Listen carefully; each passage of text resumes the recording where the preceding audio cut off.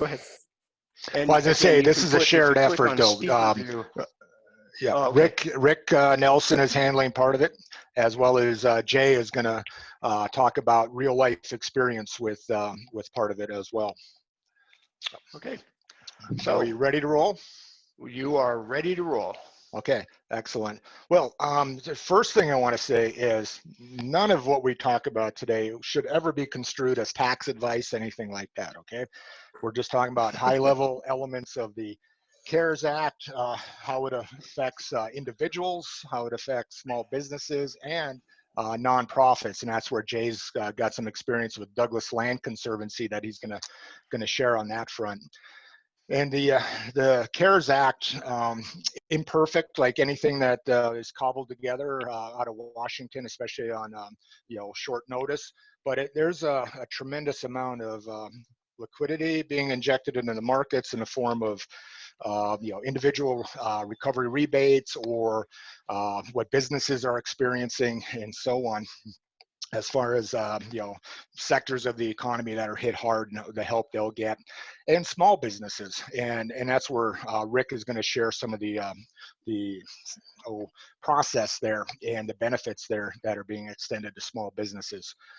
Sharon, do you have the ability to bring up that PowerPoint deck? Okay. Now, with this PowerPoint deck, it's really a guide here. We're not, obviously going to go slide by slide through this. I don't know if I have the ability to control this very well, or, oh no, Sharon is, okay. Just, there we go.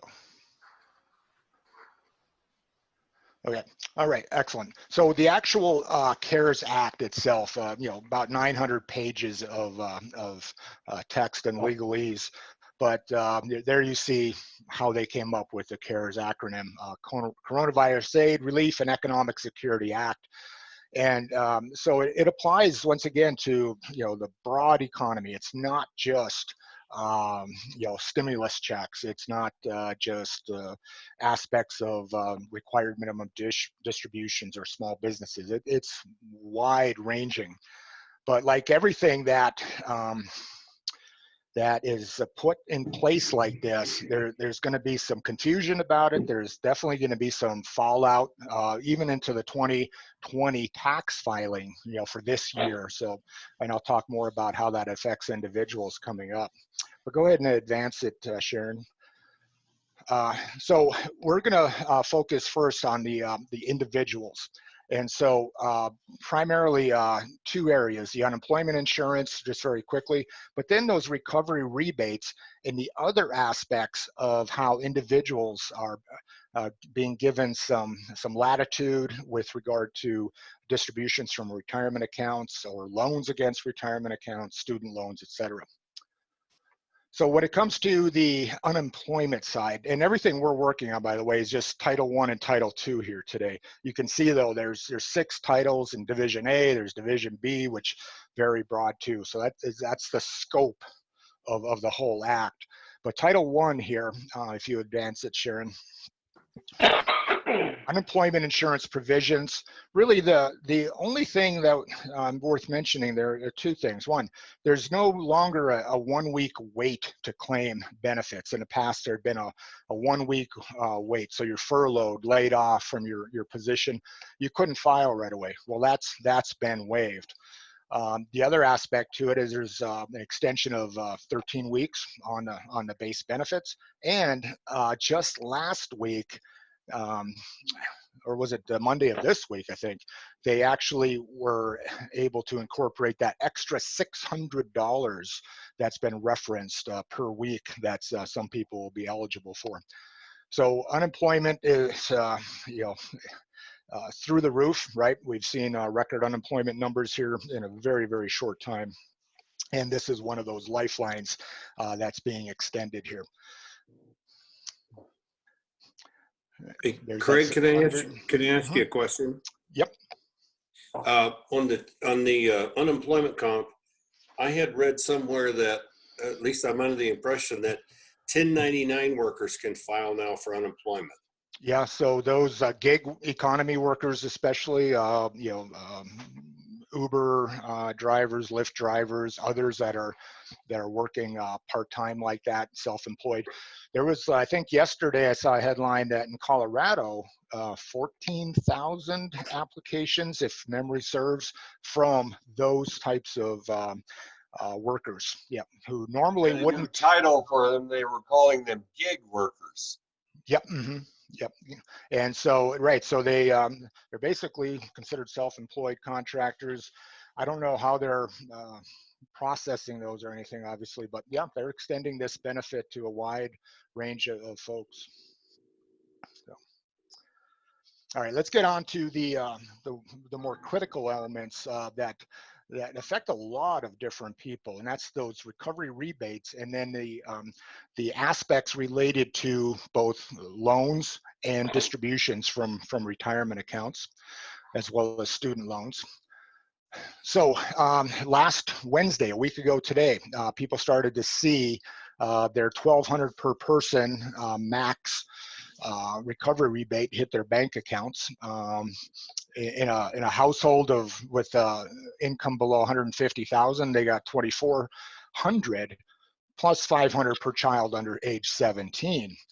Now, so this is just narrative out of a summary here, but in real life, how this is working is that they're looking back at 2018 or 2019 tax returns to gauge how much somebody's eligible for, number one, and to make that payment to them.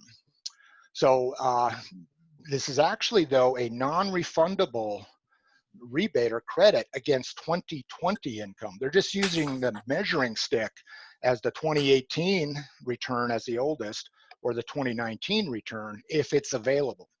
But it's actually 2020 income that this credit is being applied to. So what that does is it opens up a few different possibilities there that can be positive or negative. On the positive side, if in 2018 or 2019, I'll just say 2019, you qualified for a rebate here, but 2020, your income exceeded the threshold for whatever your filing status is, and you didn't qualify for that whole income or a rebate, or perhaps just part of it, the government won't claw that back. All right, so it's a non-refundable credit. There's no mechanism to say, okay, well, you're not actually eligible based on the way 2020 played out, so we're going to take it back. That's not in the process. So anybody who gets a rebate check that wouldn't be eligible then based on 2020 reality of their income, they're going to get to keep that. So that's a positive aspect. A negative aspect would be that if somebody were, had young children below age 17, and actually newborn children, let's say in 2019, but their 2018 filing was being used, well, they wouldn't get that $500 for that 2019 born child until they file their 2020 tax return. So that's why I say this is going to play out through this tax year and won't be fully resolved until somebody files their 2020 taxes next spring. So those are some of the nuances to that individual. And it's, there's individual rebate. There's other aspects here that are going to be one-off cases, and I can think of one personally. My mother-in-law passed on March 6th. Well, she had a $1,200 rebate check, deposit, recovery rebate deposit, hit her bank account last week. What do we do, right? And we're not alone in that. It's against 2020 income, which she had, pension income, but she had passed before the legislation was enacted. So we're going to just keep that money in there, keep that account open longer, apparently, till we get some guidance on that. But there's a lot of people that'll be in a similar situation as that. So, but bottom line here is that it got money into people's hands who may not have been, fully, up on the unemployment system yet, needed money for rent, mortgage, food, you name it. And so this is a lifeline to a lot of folks. You're going to hear stories though about the negative aspects, or somebody who didn't get their payment. but that's just part of the process at the moment. Eventually they will, but it won't be as automatic as what some people experienced so far. Okay. Okay, retirement funds. So generally, when you take retirement money out pre-59 and a half, that's that magic age to avoid the 10% penalty. When you take it out pre-59 and a half, you are going to be subject to early withdrawal penalties. Well, like we saw back in 2008 with the credit crisis, they've relaxed that. So as long as the distribution up to 100,000 is from a retirement account pre-59 and a half is made for purposes related to the pandemic, then they'll waive that 10% penalty. So that's a good thing. People can access money early. It's not necessarily the best thing for their long-term financial stability, but in the short term, they can avoid that 10% penalty should they access funds prematurely here. Now, the other part about that, though, is if you go back there, Sharon, is that you can also then put that money back into the retirement plan. So you have a 3-year window here.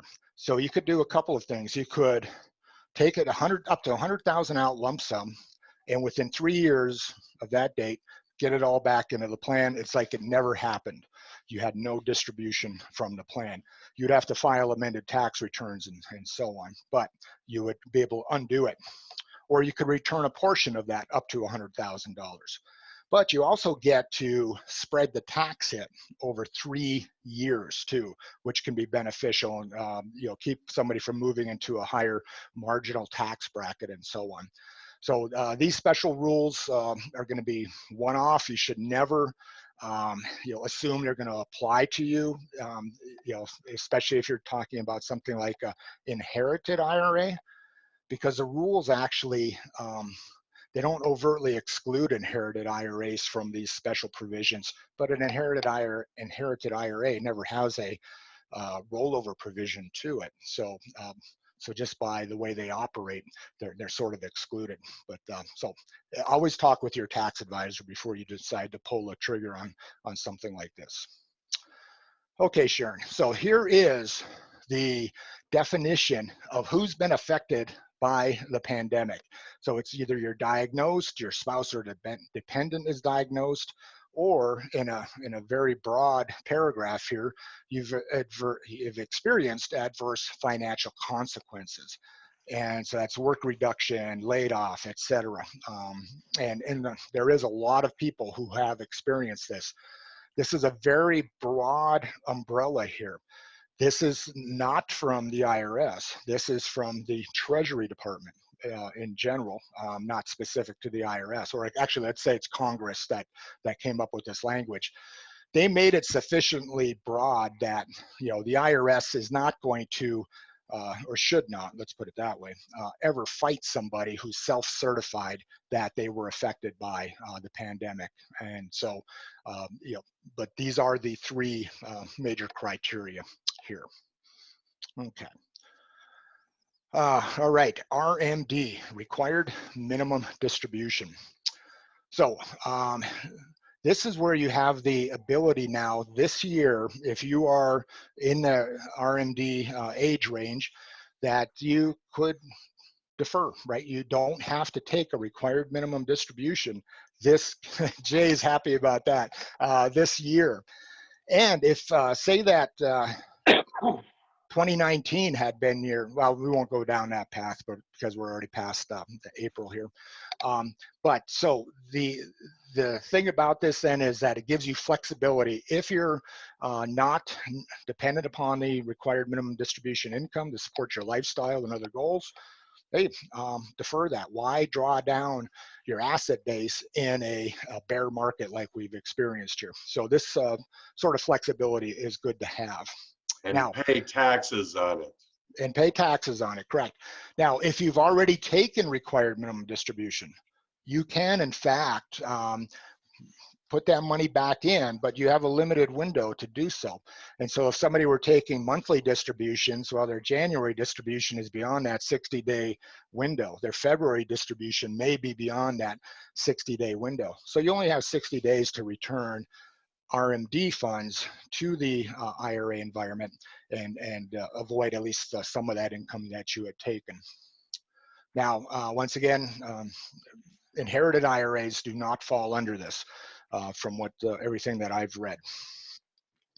Craig, I had read that the IRS is working on rules to allow you to return January takeouts, for example, that are beyond the 60 days, and that we may get some guidance on that in the next month or so. I would hope that would be the case. I really would, because I've got clients who are on a monthly distribution, or even one that took her initial for 2019 in January, then her 2020 in January as well, and would like to return both of them.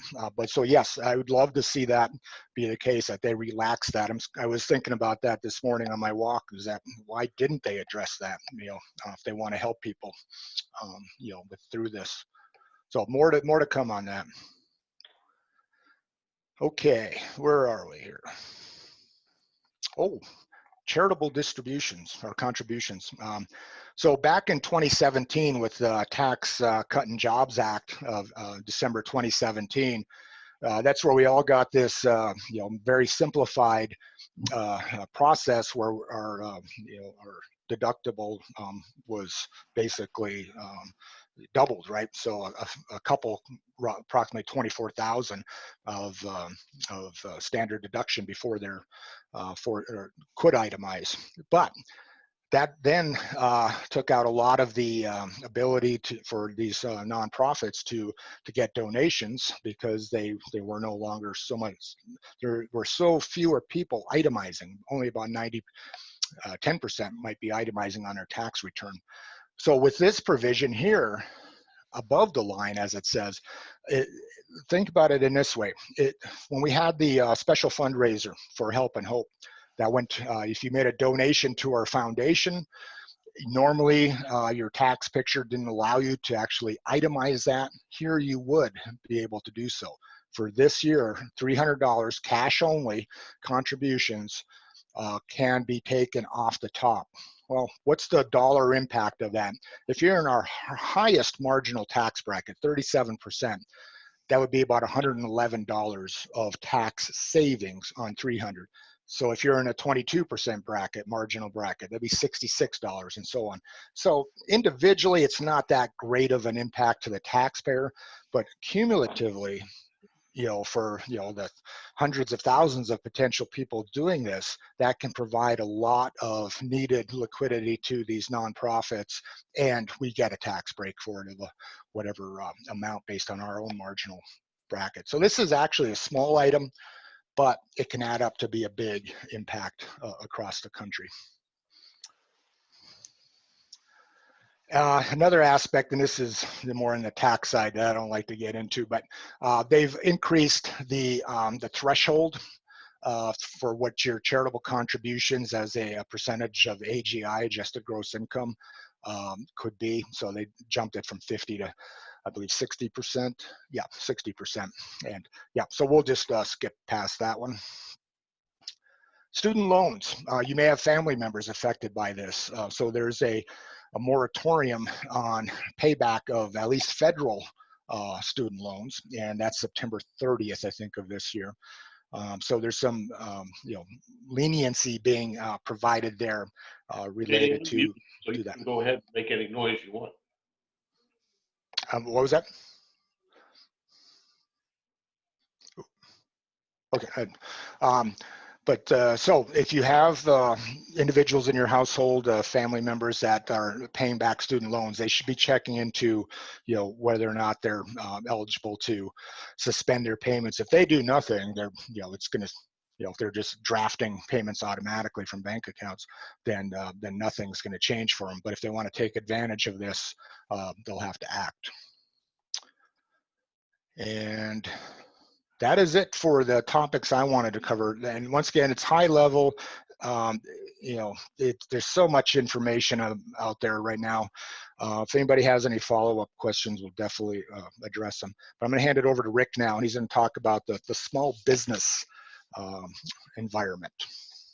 Good morning, everybody.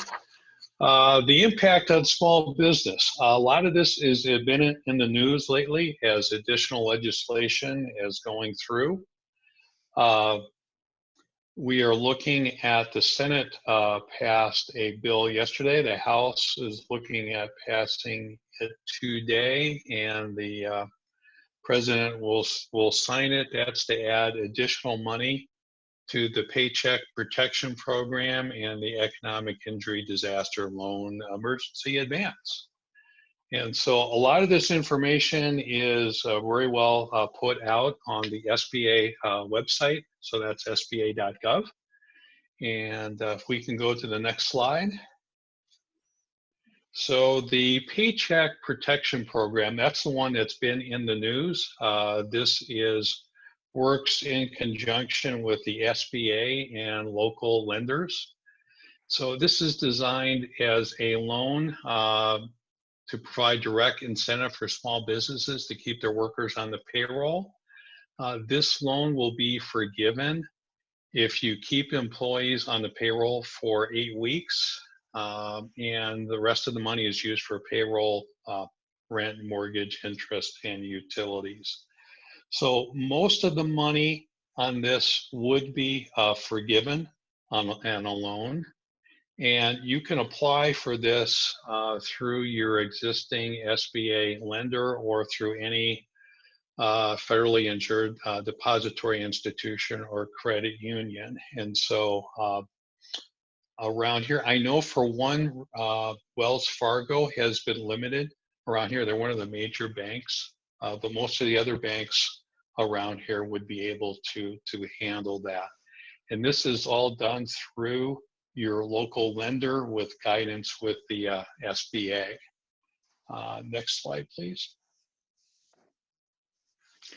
So most businesses can apply for this, small businesses. There's some SBA size standards, which I'm not that familiar with. Not-for-profits, 501c3s, and veterans organizations can apply. And also sole proprietors, independent contractors, and self-employed people. And then there's another category with NAICS codes. And this is one of the things that have been a difficulty in the news, in which big businesses were able to apply because they had less than 500 employees per location. They could have 1,000 employees nationwide. So that was one of the abuses that were done with this program. And I'm not exactly sure if the new legislation has really taken care of that. But a lot of people have been, in the news, they've been taken to task for kind of abusing the program. So next slide. Oh, let's see. Yeah, here we go. So the loan will be fully forgiven. Let me just read this. If you use it for payroll, and the loan payments will be deferred for up to 6 months, and you don't need any collateral personal guarantee, and there's no fees involved to the borrower. And so the loan has maturity of 2 years, an interest rate of only 1%. And so you can go on to the SBA website to get an idea of the application that you would fill out for your lender. And I put the link to that up there. Next slide.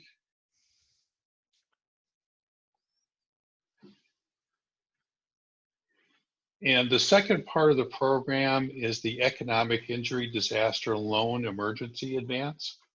That's where you can get up to $10,000 for pretty much any valid business reason dealing with the pandemic. So this loan advance will not be repaid.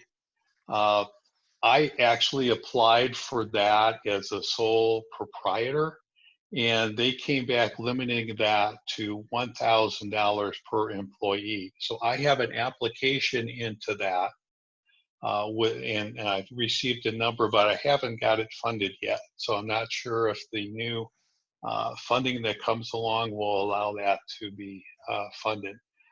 But just about anybody can apply for that if you're a small business.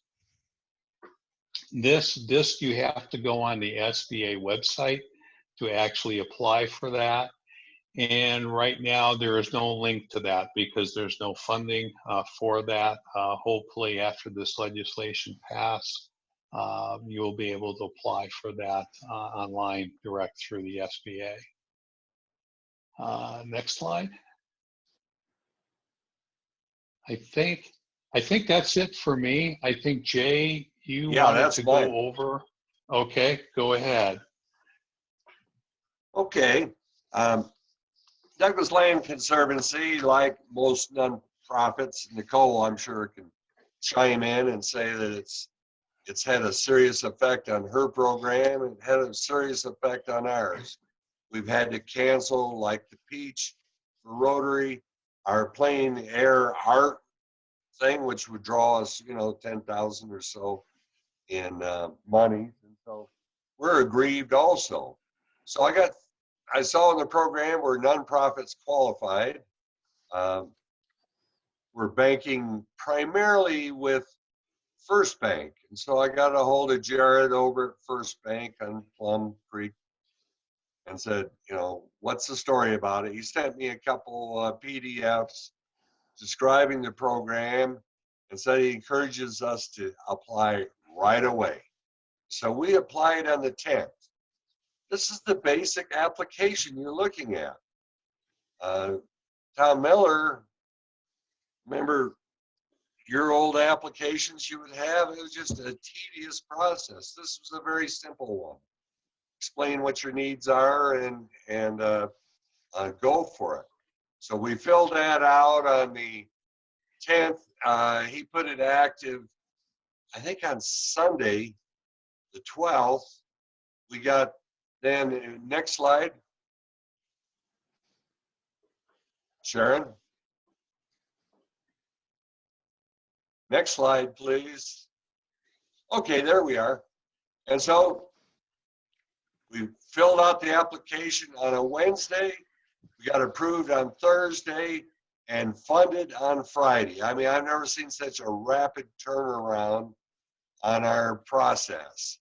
But it was a very good story for us, and it helped to backfill our charitables.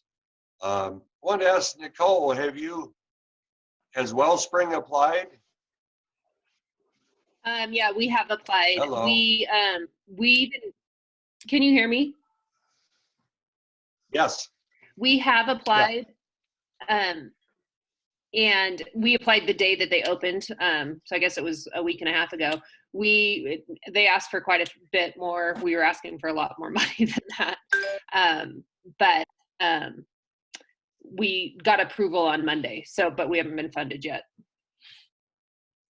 Yeah, well, I found the funding was very rapid. So got my fingers crossed. And that's going to help you because you've been limited with your mission. Absolutely. And it's just to have some help with payroll right now is huge because we're expecting our fundraising to be down so significantly this year. So it's a big blessing for us for sure. And then for smaller entities, I don't want to say Rick is small, but I'm involved in a number of apartment communities.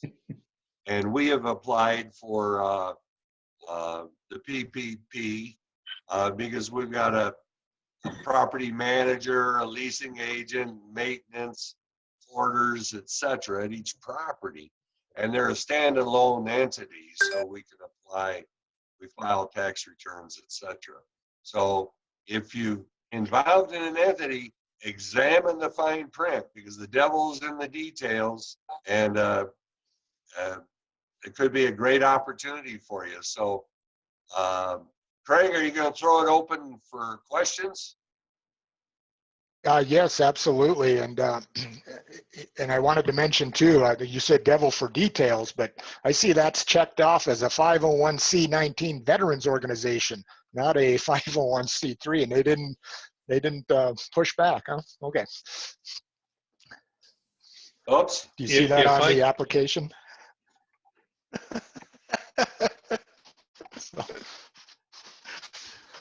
If Well, I we got a could veteran add, in there.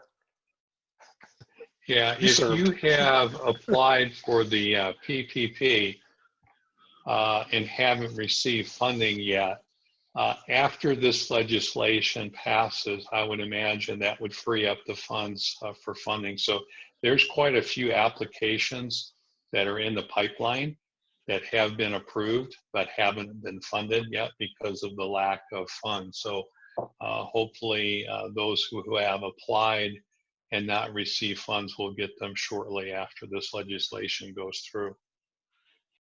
I think thing just, am I there? Yeah. You are. Oh, okay. I think I read in the paper that they had 1 million applications on this. And so if there's a little bit of a bottleneck, that's pretty understandable, I think. Well, the terms of the note, you know, they say 1%. That's basically a servicing fee to the bank.